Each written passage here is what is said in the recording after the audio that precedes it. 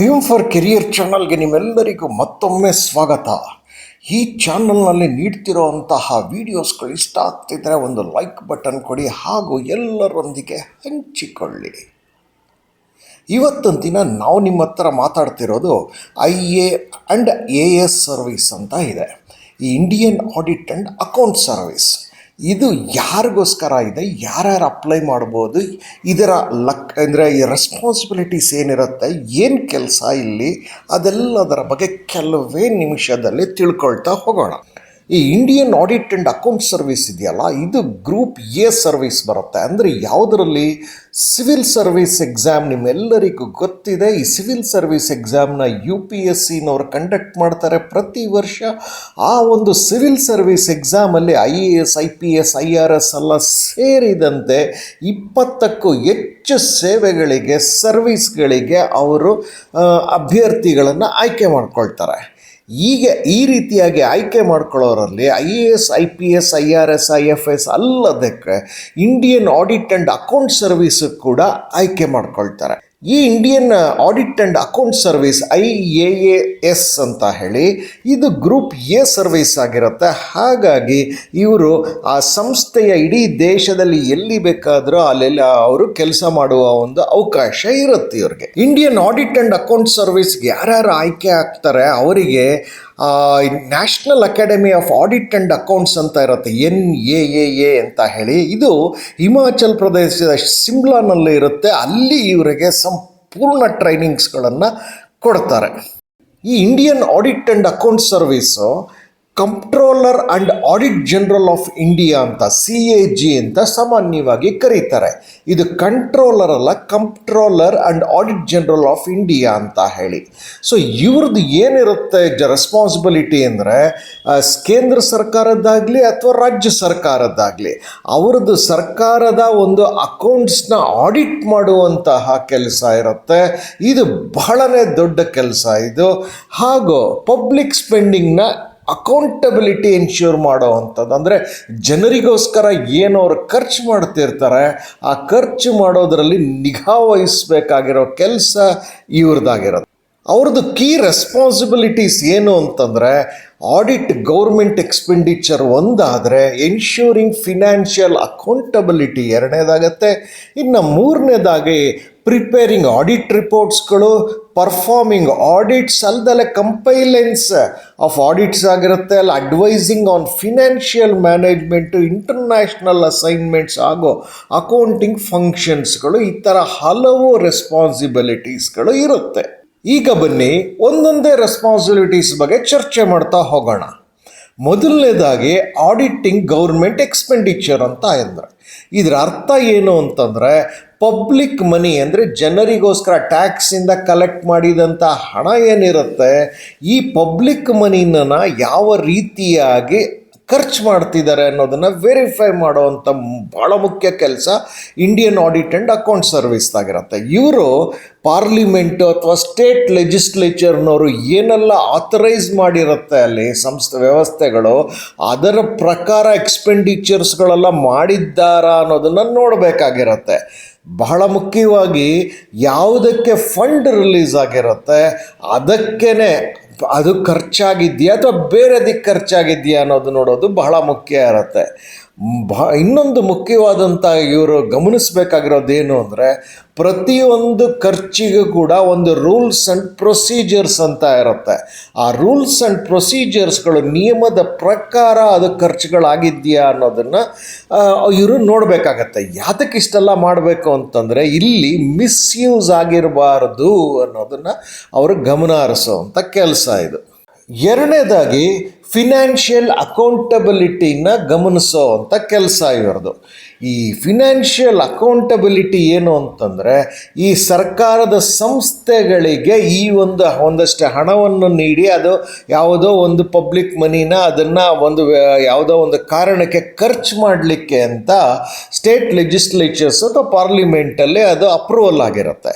So ಅಂತಹ ಒಂದು bodies ಏನಿರುತ್ತೆ ಅಲ್ಲಿ ಅವ್ರುಗಳು ಮಾಡ್ತಿರುವಂಥ ಖರ್ಚುಗಳೇನಿರುತ್ತೆ, ಅಲ್ಲೇನಾದರೂ ಇರ್ರೆಗ್ಯುಲಾರಿಟೀಸ್ಗಳಿದ್ದರೆ, ಫ್ರಾಡ್ ಮೋಸ ಆಗ್ತಾ ಇದ್ದರೆ, ವೇಸ್ಟ್ಫುಲ್ ಎಕ್ಸ್ಪೆಂಡಿಚರ್ ಅಪವ್ಯಯ ಆಗ್ತಾ ಇದ್ದರೆ ಅದ್ರ ಬಗ್ಗೆ ಎಲ್ಲ ಗಮನಿಸುವಂಥದ್ದು. ಹಾಗೂ ಬಹಳ ಮುಖ್ಯವಾಗಿ ಟ್ರಾನ್ಸ್ಪರೆನ್ಸಿ ಇನ್ ಗವರ್ನೆನ್ಸ್ ಅಂತ ಆಡಳಿತದಲ್ಲಿ ಏನಿದೆ ಈ ಹಣಕಾದ ವ್ಯವಹಾರಕ್ಕೆ ಸಂಬಂಧಪಟ್ಟಂಥದ್ರಲ್ಲಿ ಟ್ರಾನ್ಸ್ಪರೆನ್ಸಿ ಅಂತಂದರೆ ಒಂದು ಪಾರದರ್ಶಕತೆ ತರುವಂತಹ ಕೆಲಸ, ಅದನ್ನು ಅವರು ಪ್ರಮೋಟ್ ಮಾಡ್ತಾ ಇರಬೇಕಾಗತ್ತೆ.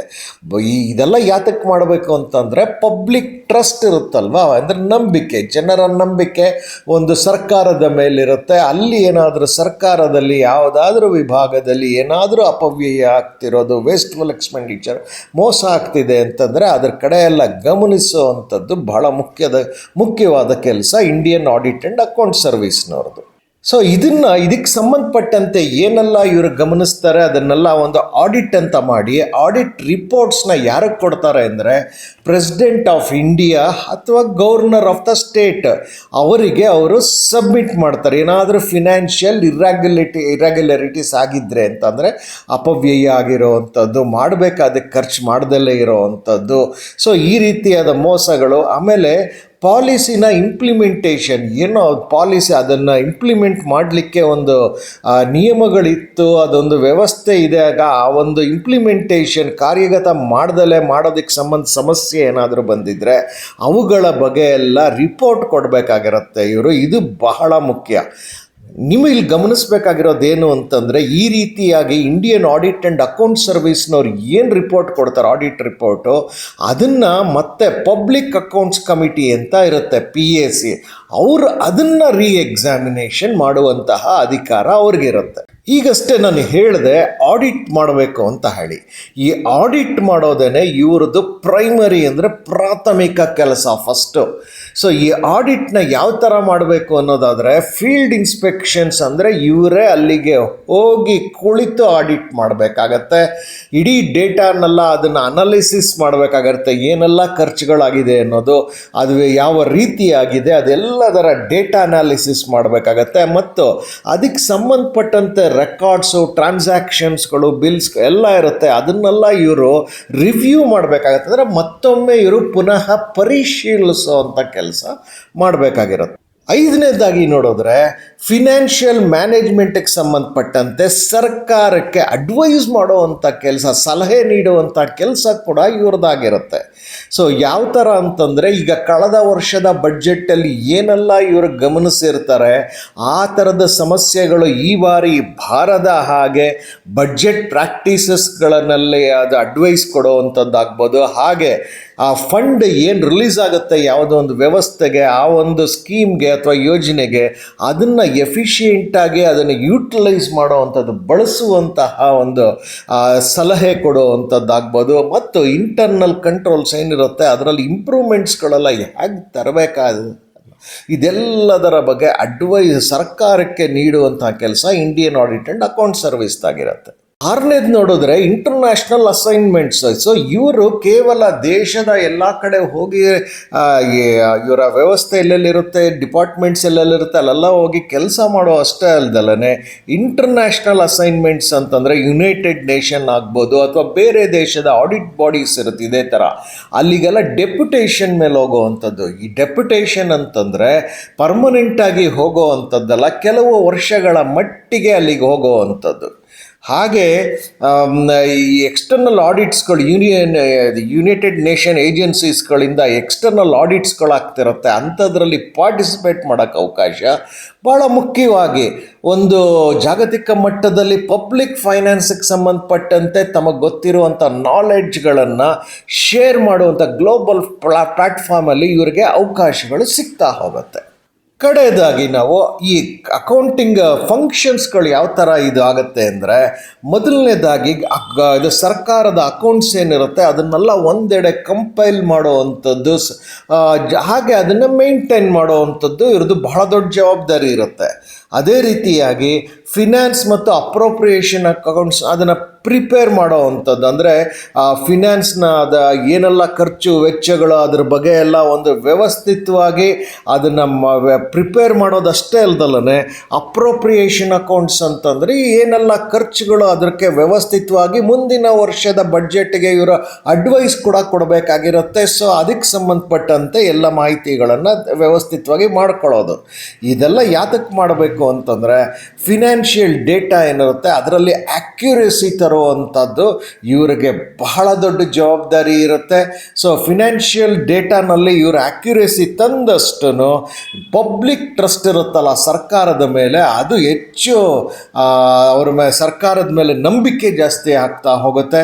ಈ ಸರ್ಕಾರಕ್ಕೂ ಕೂಡ ಸರ್ಕಾರದ ವಿಭಾಗಗಳಿಗೂ ಕೂಡ ಈ ಒಂದು ಇಂಡಿಯನ್ ಆಡಿಟ್ ಆ್ಯಂಡ್ ಅಕೌಂಟ್ ಸರ್ವಿಸ್ನವರು ನಾವು ಮಾಡುವಂಥ ಖರ್ಚು ವೆಚ್ಚಗಳ ಬಗ್ಗೆ ಗಮನ ಹರಿಸ್ತಾರೆ ಅನ್ನುವ ಒಂದು ಭಯ ಆಗ್ಬೋದು, ಅಥವಾ ಒಂದು ಏನೋ ಒಂದು ಅಲ್ಲಿ ಅವರಿಗೆ ಒಂದು ಹಿಡಿತ ಅಂತ ಒಂದು ಕಂಟ್ರೋಲ್ ಅಂತ ಇರುತ್ತೆ ಅಲ್ಲಿ ಅದಕ್ಕೆ. ಸೊ ಹಾಗಾಗಿ ಈ ಇಂಡಿಯನ್ ಆಡಿಟ್ ಆ್ಯಂಡ್ ಅಕೌಂಟ್ ಸರ್ವಿಸ್ಗೆ ಎಲ್ಲ ಪದವೀಧರರು ಕೂಡ ಅಪ್ಲೈ ಮಾಡ್ಬೋದು. ನೀವು ಸಿವಿಲ್ ಸರ್ವಿಸಲ್ಲಿ ಸೆಲೆಕ್ಟ್ ಆದರೆ ನಿಮಗೆ ಈ ಅವಕಾಶ ಸಿಗುತ್ತೆ. ಇದಕ್ಕೆ ಬೇಕಾದಂಥ ತರಬೇತಿ ಎಲ್ಲ ಕೊಡ್ತಾರೆ. ಇಂಥ ಮಾಹಿತಿಯನ್ನು ನಿಮಗೆ ತರ್ತಿರೋದು IM for Career channel. Subscribe ಮಾಡ್ಕೊಳ್ಳೋದಲ್ದಲ್ಲೇ ಎಲ್ಲರೊಂದಿಗೆ ಹಂಚಿಕೊಳ್ಳಿ, ಹಾಗೂ ಈ ವಿಡಿಯೋಗೆ ಒಂದು ಲೈಕ್ ಬಟನ್ ಕೊಡೋದನ್ನು ಮರಿಬೇಡಿ.